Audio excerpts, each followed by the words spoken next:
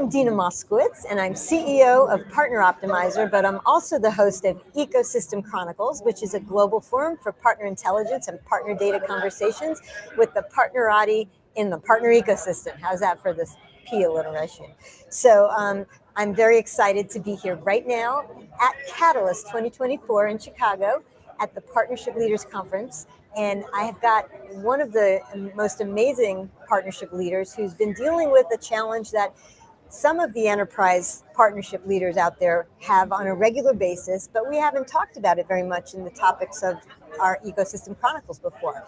And that is really about maximizing your partner ecosystem when it comes to corporate M&A.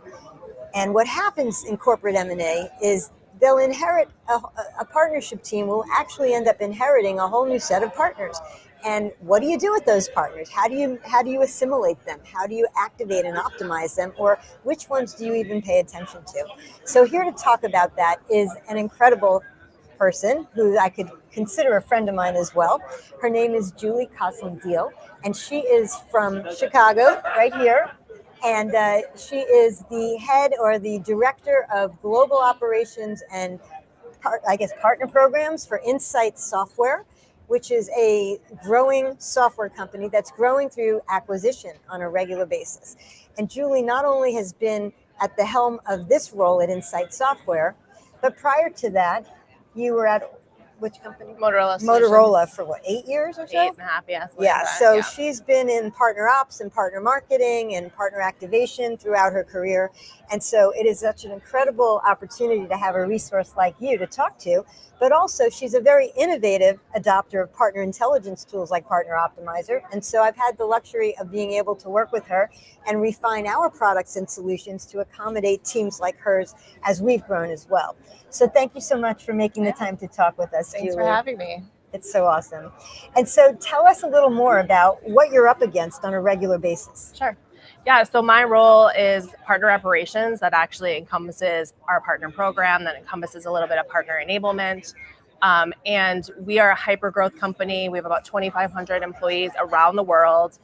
We are a fintech software company that makes pretty much anything that a CFO would need to do their business on a day-to-day basis. And part of the way we've grown, in addition to organic growth, is that we purchase other companies. And sometimes those other companies come with their own channels, their own set of partners. And my job is to figure out where that overlap is today, where, which of those new partners are already existing partners, where we have opportunities that they have that we don't have, and kind of how we best incorporate them into our program. Part of what I've seen recently is that we'll acquire a business that has a really good footprint in sort of a specific geo. Okay. So maybe a partner set it in EMEA, but we want to take that same business and that same solution and sell it in North America. So figuring out which of those partners, what a partner profile looks like of those EMEA partners, and who we can find using Partner Optimizer that looks like those EMEA partners in North America. Ideally, maybe even someone we're working with already. And or looking at ways we can, again, grow our partnerships around that kind of new solution set that we've incorporated from this acquisition, even if it's a solution or a software component that does not have its own channel, figuring out kind of where we're going to sell into. Right. And then I would suspect also you would look at those partners and say, which ones are also qualified to sell our existing products and solutions too, right? Right. So there's all different ways that you can slice and dice and figure out, one, do the partners overlap? And, which partners did you inherit that actually you already have already? Right. Which would be a great thing to know. Because then you don't have to go doing any acquisition. Right. But then you have to look at which partners are actually net new that and what makes them a good partner so that you can replicate that in the partners that you're looking to grow that with. Right. And then on the flip side, which of your existing partners can start to consume that new technology or product and vice versa. Exactly. Right. So what do you do first? When this happens, that's a lot to ask of you, and it's overwhelming, right? So how do you approach it without furious activity, so to speak? Ideally, and lately, I get in on the due diligence timing, right? Seeing who are their partners, who are our partners, what does that overlap look like, or where are the identified gaps. We bought one company that specializes in working with Power BI. And then we bought another company that might specialize with working with partners that use, or the end customers that use Click. So look, and it essentially the very similar product, but we can now deliver into two different ecosystems. So looking at you and I have this conversation. What does the ecosystem look like? Can I pull that data using Partner Optimizer to see what that market even looks like? How big is the partner ecosystem around Click, around Power BI, and where are opportunities? So I start off by kind of mapping those two lists together, but then I'm also using the tool to look at what does the market look like and how do we identify more. Yeah, exactly. No, there's never been I think a partner program that could have even more use cases than what you do for Partner Optimizer, because for recruiting net new, for analyzing existing, for cross-mapping partners, for pre-researching total addressable markets and quality of partner ecosystem before you acquire a company. I mean, this is really a conversation that the C-suite should be having, and the M&A teams, and even VCs when they're deciding what to invest in. They could be having these conversations by analyzing the quality of the partner ecosystems that they would be either inheriting, but also what that total addressable go-to-market capability is of a partner ecosystem for a product they invest in. Yeah, those are definitely conversations we're having at the due diligence level at timing. But then, the rubber meets the road. Once we actually make the acquisition, we have to merge those partners together. But the other thing too that's been coming up a lot because of this and because of the way we've been growing is that things shift so quickly, right? So we've got partner acquisition managers focused on something this week that might shift a little bit next week. It might shift by product. It might shift by region. It might kind of have a very similar partner profile, but now we're going to add one new element. So having a tool that kind of lets us be flexible with that team. You can jump fish bowls, as we say.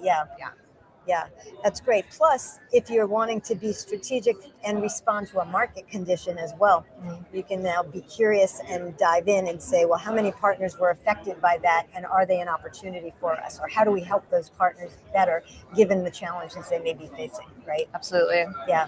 Or do we want our partner relationship type to change? Are we working maybe with an ecosystem, but now we're looking to recruit for direct resellers potentially, right? So are we looking for a shift in how we're working with that those ERP and customers maybe, and looking at different partner relationships to do that. Exactly. Well, that comes around to surrounding your customer with the right different types of partners along their journey. Right? Exactly.